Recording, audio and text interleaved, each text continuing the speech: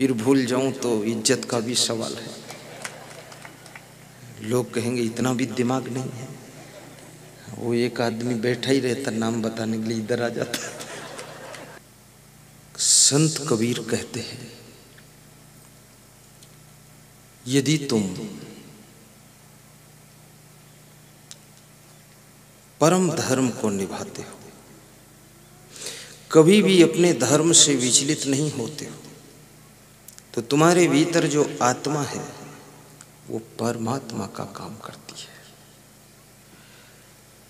इसलिए साईं बाबा को तुम देखने के लिए, ढूंढने के लिए शिरडी जाओ, पर साईं बाबा तुम्हें देखकर वहां हंसता है कि मूर्ख है यहां आया है।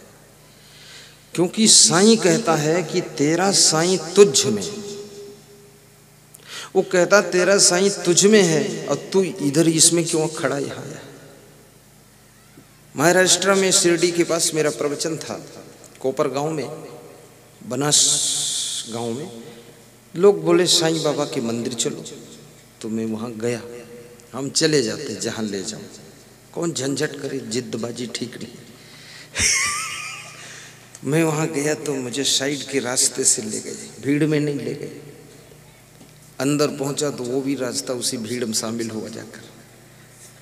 पुजारियों ने सब भीड़ को रोक दिया, बोले स्वामी जी दर्शन करो ठीक से। तो मैं जब साईं बाबा की मूर्ति को देखा तो साईं बाबा, मुझे ऐसा एहसास हो रहा था कि सूक्ष्म रूप से मेरे से कह रहे हैं कि तुम इतने ज्ञानी संत होकर यहाँ क्यों आए हो। तेरा साईं तुझ में जाग सके तो जाग, ज्यों तिल माही तेल है चकमक माही आग। तुम जैसे ज्ञानी की यहाँ जरूरत नहीं है। माया में सोई हुई आत्माओं को गांव गांव में जाकर जगाइए, यहाँ मंदिर में खड़े मत रहिए, निकल जाओ बाहर। तो मैं फट से बाहर निकला। तुम्हारा साईं तुम्हारे अंदर है, और कैसे है, जैसे तिल के अंदर तेल होता है और चकमक पत्थर के अंदर आग होती है, ऐसे ही तुम्हारे अंदर तुम्हारा साईं है। पुष्पे गंधस्तिले तैलम काष्ठे बहिन्युपयो घृतम इच्छो गुणम तथा देहे पश्चात मानम विवेकता। जैसे गन्ने के अंदर गुड़, दूध के अंदर घी, लकड़ी के अंदर आग, पुष्प के अंदर गंध, तिल के अंदर तेल, ऐसे तुम्हारी देह के अंदर ही वो साईं परमात्मा विराजमान है। पुरुष की पहचान कैसे होगी, जब तुम्हें आत्मज्ञान हो जाएगा तो भीतर छुपे हुए साईं को भी पहचान लोगे। बाहर मत ढूंढो उसको। तुम ढूंढ रहे बन बन गिर गहवर के कंदर में, पर पता नहीं तू पाया वो है तेरे अंदर में। तेरे ही अंतस्थल में सुख का सागर लहराता है, पर तू विपन्न होकर के दर दर ठोकर खाता है। क्या ढूंढ रहे बन बन घट घट में समाया है। गाइए, ताली बजाकर गाइए। क्या ढूंढ रहे बन बन, बहुत सुंदर, घट घट में समाया है। तेरे भीतर मेरे भीतर, तेरे भीतर मेरे भीतर, उसकी ही तो छाया है। क्या ढूंढ रहे वन वन, घट घट में समाया है। क्या ढूंढ रहे वन, बड़ी सिंपल सी बात है, छोटी सी बात है, समझदारी की बात में समाया। अगर इस पॉइंट को समझ गए, इस ज्ञान को समझ गए, तो अपने बूढ़े माँ बाप को वृद्धाश्रम में नहीं डालोगे, सास ससुर को वृद्धाश्रम में नहीं डालोगे। क्या बात। और मैं बूढ़े माँ बाप से भी कहूँगा, ऐसा स्वभाव और व्यवहार बदल दीजिए जिससे तुम्हारे बेटे बहू परेशान होकर तुमको दूर कहीं वृद्धाश्रम में छोड़ना चाहते हैं। नेचर बदल दो, लेक्चर बदल दो, सिस्टम बदल दो, अपने आप को चेंज करो। घर बदलने से शांति नहीं मिलेगी, स्थान बदलने से शांति नहीं मिलेगी, कपड़ा बदलने से शांति, गाड़ी लाड़ी बाड़ी साड़ी बदलने से शांति नहीं मिलेगी। शांति जब मिलेगी तो आपको अपने स्वभाव को बदलने से, विचारों को बदलने से, बुराइयों को छोड़ने से, अच्छाइयों को अपनाने से शांति मिलेगी। जब आत्मा में ही परमात्मा है तो कैसे बूढ़े सास ससुर को सता सकते हो। हिंदू कहते हैं कण कण में राम है, तो कण कण में राम है तो क्या सास ससुर में कोई हराम है? उसमें भी तो राम, उनको कैसे दुख दोगे। मुसलमान कहते जर्रे जर्रे में खुदा है, फिर गाय भैंस मार कर खाते हो, क्या इसमें खुदा नहीं है? ये तो जर्रा से बड़ा है। जर्रे जर्रे में खुदा है तो ये बकरा, मुर्गा, अंडा, ये मछली, ये गाय भैंस, घोड़ा, गधा, इसमें क्या खुदा से जुदा है? इसमें भी तो खुदा है। अगर इसमें खुदा नहीं है तो कहते क्यों हो जर्रे जर्रे में खुदा है? अब कण कण में राम कहते हो तो क्या तुम्हारी पत्नी में राम नहीं? तो पत्नी को दारू पीकर गाली क्यों देते हो? पत्नी को गाली दोगे तो राम को गाली देना हो जाएगा, पत्नी को पीटोगे तो राम को पीटना हो जाएगा, और पत्नी को दारू पीकर सताओगे तो राम को सताना हो जाएगा। फिर राम राम जपने से भी क्या फायदा जब आत्मा में परमात्मा सारे शास्त्र कह रहे हैं। तो ये इतना पचड़ा क्यों पाल रहे हो? मत दुख दीजिए, अपनी वाइफ को भी सताना मत। और स्त्रियों से भी निवेदन करूंगा, अपने पतियों को भी दुख न देना। ये तो बेचारे ऐसे ही दुखी रहते हो, इनके ऊपर सब और लोड है। खेती का लोड, दुकान का लोड, गांव का लोड, ससुराल का लोड, साधु संत का लोड, फिर बहुत और लोड है। ये तो किसी तरह जिंदा है बेचारे, इनको जीने दो। इनकी पीठ थपथपा दिया करो कि तुम बहुत बुद्धिमान हो, भले बुद्धू हो कोई बात नहीं। थोड़ा धन्यवाद दे दो। और मैं पतियों से भी कहूंगा, कभी तुम्हारी पत्नी डांटे तो किसी से कहना मत डांटती है, इज्जत का सवाल है। बताना नहीं चाहिए, हमसे बता सकते ताकि हम प्रवचन में सुना देंगे। अपने पति को भी प्रसन्न रखना चाहिए। और जो तुम्हारे भाग्य में पति था वो मिला है, जो तुम्हारी किस्मत में पत्नी थी वो मिली है। ये भी किस्मत का खेल है। जिस गुरु के भाग्य में जैसा चेला है वैसा मिलेगा, और जिस चेले के भाग्य में जैसा गुरु वैसा मिल जाएगा। राजा दशरथ ने 3 शादी किया, 3 पत्नी आई, लेकिन तीनों के बच्चे पैदा नहीं हुए। 3 करो चाहे 300 करो, बच्चे कैसे होंगे? आपके भाग्य में नहीं। फिर बड़ी मुश्किल से महात्माओं ने आशीर्वाद दिया तब हुआ।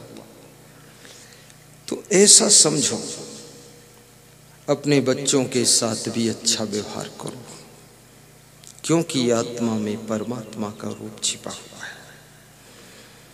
और जब तक जिंदगी है अच्छे कार्य करो, धनवान भी बनो, भिखमंगे मत बनो, पैसे वाले बनो। जिस जेब में हाथ डालो रुपया भरा रहना चाहिए। भले हमको दान दो ना दो, पर तुम्हारे पास रहना चाहिए। धनवान बनो और गुणवान भी बनो। धनवान बनने से सुविधा से जिंदगी जी सकोगे, और गुणवान बनोगे तो सफलता पा सकोगे, और महान बनोगे तो सम्मान पा सकोगे, और चरित्रवान बनोगे तो याद रखना तुमको मालाएं भी पहनाई जाएंगी।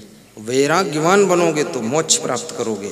विवेकवान बनोगे तो कभी मन भटकने नहीं पाएगा, और बुद्धिमान बनोगे तो कभी जिंदगी में कहीं भी फीड नहीं खाओगे, हर जगह रास्ता निकालोगे तुम। तो बुद्धिमान बनो, महान बनो, गुणवान बनो, धनवान बनो, विवेकवान बनो, वैराग्यवान बनो, चरित्रवान बनो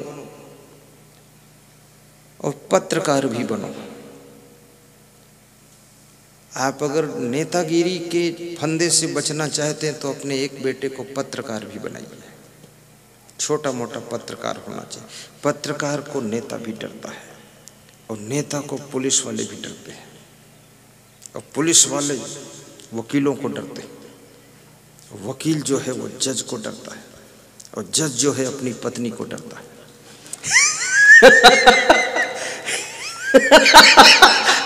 तुम हंसती क्यों नहीं हो खुलकर? बड़ा लफड़ा ये फंसा रखा है यूरा सेनाडवार। थोड़ा खुल के आवाज आनी चाहिए हंसने में। यहाँ तो खेत है, यहाँ कौन लफड़ा है? उससे पर्दा खुलवा दिया हूँ, आपकी हंसी का आवाज उधर निकल जाए गेहूं खेत में, सरसों खेत में। आनंद आ गया।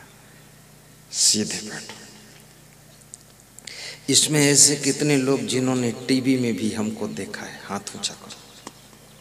टीवी में जिन्होंने देखा है नीचे करो। ऐसे कितने लोग जिन्होंने मोबाइल की यूट्यूब में भी देखा है, हाथ ऊंचा करो। बिल्कुल। ऐसे कितने लोग हैं जिन्होंने जीवन में आमने सामने साक्षात्कार पहली बार किया, हाथ ऊंचा करो। पहली बार। ऐसे कितने श्रोता हैं जो राजना के सत्संग में गए थे, हाथ उठाओ। कमाल है। नीचे कर लो। राजना से कितने श्रोता है, हाथ उठाओ। वाह, बहुत है। ये आत्मा संत कबीर कहते हैं इसकी कभी मृत्यु नहीं होती है और इस शरीर से पहले, इस जीवन से पहले भी तुम्हारी आत्मा किसी दूसरे शरीर में, दूसरे घर में, दूसरे गांव में, दूसरे परिवार में थी। वहां से तुम मर करके उस घर को छोड़कर, उस गांव जिले को छोड़कर अब तुम ह्यूरा सेनाडवार में जन्म लिए। वहां का सब तुमको भूल गया है। अब यहाँ जो नया परिवार मिला, इस परिवार से तुम्हारा मोह हो गया है, इसमें ममता जुड़ गई है। अब इस परिवार के लिए तुम बहुत चिंतित रहते हो, दुखी रहते हो। मैं लोगों को देखता हूँ, 100 में 95% लोग निश्चिंत सो नहीं पाते। सबसे ज़्यादा चिंता परिवार की है, पत्नी की है, पति की है, बेटों की है, पोती पोता की है, विवाह की भी चिंता है। और मनुष्य के पास में कोई न कोई चिंता, कोई न कोई समस्या हमेशा रहती है। और जो भी समस्या आती है, वो समस्या से पार होने के लिए ये मनुष्य प्रार्थना करता, वंदना करता कि इससे पार हो जाए, बस शांति मिल जाए। और उससे पार होता तो दूसरी समस्या आ जाती है। पूरी जिंदगी यही संघर्ष करते करते बीत गई है। समस्याओं का अंत नहीं है। धीरे धीरे तुम अंतिम पॉइंट की ओर जाते हो। ये शरीर धीरे धीरे बूढ़ा होकर, कमजोर होकर मृत्यु की ओर जा रहा है और समस्याएं मिट नहीं रही। अब ये समस्याएं कैसे मिटेंगी? समस्याएं तुम्हारी तो नहीं, भगवान राम की नहीं मिटी थी, कृष्ण भगवान की नहीं मिटी थी। समस्याएं तो जीवित मनुष्य के जीवन का श्रृंगार है, ये मिटती नहीं पूरा पूरा। समस्या के बीच में तुम अपने आप को एडजस्ट करना सीख लो, स्वयं जीने की कला सीख लो। जैसे कांटों की गोद में गुलाब का फूल खिलने की कला सीखता है, जीने की कला सीखता है, कांटों की परवाह नहीं करता है, कांटों की गोद में पूरा खिल जाता है और खुशबू फैलाता है। ऐसे समस्याओं के कांटों की गोद में आपकी जिंदगी का गुलाब भी खिलना चाहिए और पूरी खुशबू फैलनी चाहिए।